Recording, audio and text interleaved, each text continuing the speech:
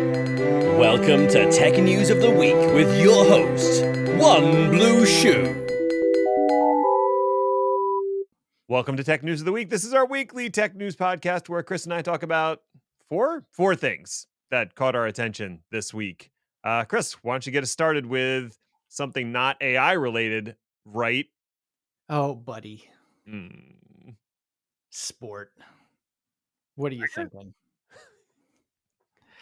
All the major AI models continue to lose money and stop advancing. Have we reached peak GPT? All signs point to definitely maybe. Multiple anonymous reports from OpenAI, Google, and Anthropic are stating that the advances in AI model development have stopped, advancing. OpenAI's latest release, ChatGPT 4-01, great name, has been receiving mixed reviews. Anthropic's latest Claude is, by all accounts, debut slame. Well done. And Google is also here. Ouch. Seriously, there's a thing making the news where somebody was using Google versus Anthropic for therapy. And first off, don't do that. Yeah. But second off, Gemini's response is, we're terrifying. Was it telling them to eat glue and bury themselves in the sand? Well, it started by telling them to watch their tone and went downhill from there. Excellent. Now, none of this lack of progress has stopped or even slowed down the expansion of the frankly unimaginable compute power required by these behemoths. This, as the kids say, is a problem. So not only are we in a situation where there is no financial gain from these models, remember, they all lose money, there is also declining technical improvements model over model. Surely a worrying sign for investors. Or at least it would be if investment was based on anything rational at all anymore. As it is, we are deep into the YOLO economy, so naturally people have been continuing to throw money at these companies as fast as possible. It's going to be interesting to see what happens, though. In a recent discussion on Reddit, Sam Altman said that work on ChatGPT 5 is still ongoing, which makes that work over a year old at this point. It will be interesting to see if this new model is any better in any meaningful fashion, or maybe we've actually hit a natural ceiling for the capabilities of these models. No, never. More money, please. LocalStack snags $25 million for public cloud emulation. One of the great things about the public cloud is that it's pay as you go. One of the worst things about public cloud is it's pay as you go. If you've ever been tinkering around with AWS and accidentally left a NAT gateway running, you know what I'm talking about. You've got to be mindful of your resource usage when you're building for the cloud and make sure you clean up after yourself. There's also possible delays in getting things provisioned, especially for resource types that require approval for you to deploy. LocalStack aims to fix these problems for developers by bringing an emulated version of the cloud to their local workstation. Need an S3 bucket or an EKS cluster for testing your application? You can run and test it all locally with LocalStack without worrying about the hourly charge or the time it takes to deploy all those EC2 nodes. LocalStack currently supports a few hundred services from AWS, and their Azure and Snowflake models are in preview. Based on their success so far, they've managed to attract a $25 million Series A round led by Notable Capital. While I was initially skeptical of what LocalStack is doing, it seems like they have a viable product and it's providing useful benefits to developers. I fully expect them to get acquired by IBM in 2025.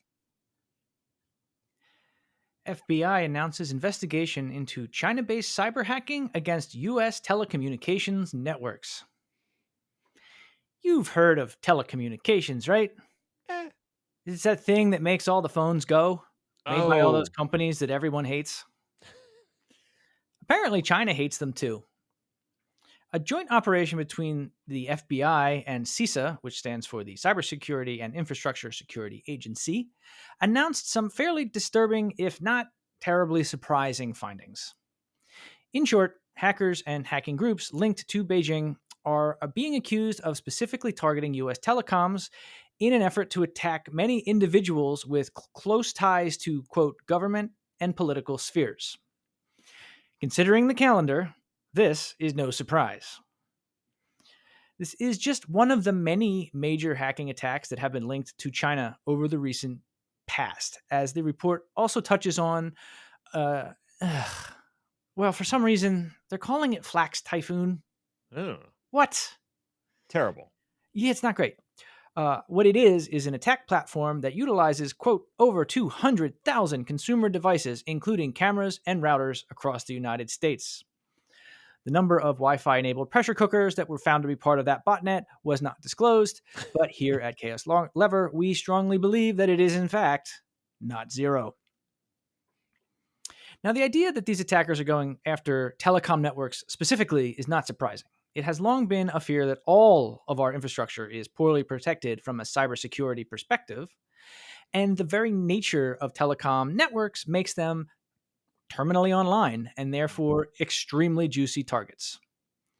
China's government's response to the report was typical, basically saying, no, we didn't. The report does not state any successes associated with the attack, which is not terribly surprising. But it does remind us that everyone from pressure cooker owners to AT&T themselves has always got to be on guard. Or I guess on gourd, because we're not pronouncing any words right anymore. Flax Typhoon just sounds to me like a laxative or like a brand of cereal that you would buy, like Super Colon Blow. Oh. Dapr graduates the CNCF. Dapr was launched as an open source project by Microsoft in 2019. The goal of Dapr, spelled DAPR because we hate E, is to create a distributed application runtime for cloud-native applications, like those that run in Kubernetes or on functions as a service. These applications take a modular approach and are built from microservices that all need to communicate with each other.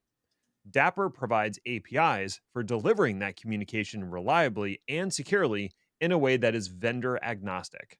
You first define the what, like using a message broker, and then the how, using integrations from solutions like AWS SQS, Azure Service Bus, or RabbitMQ. By decoupling the code from the implementation, your application is portable and able to adopt new services without rewriting or refactoring. Dapr joined the CNCF as an incubated project in November 2021, and in the last 3 years, it has hit the critical milestones of being stable, actively maintained, and achieving adoption across the industry. And so, as part of the PR maelstrom leading up to KubeCon North America, Dapr has officially reached graduated status. No word on what it plans to wear to the ceremony, but one has to imagine it will be suitably fashionable. Because it's I got it.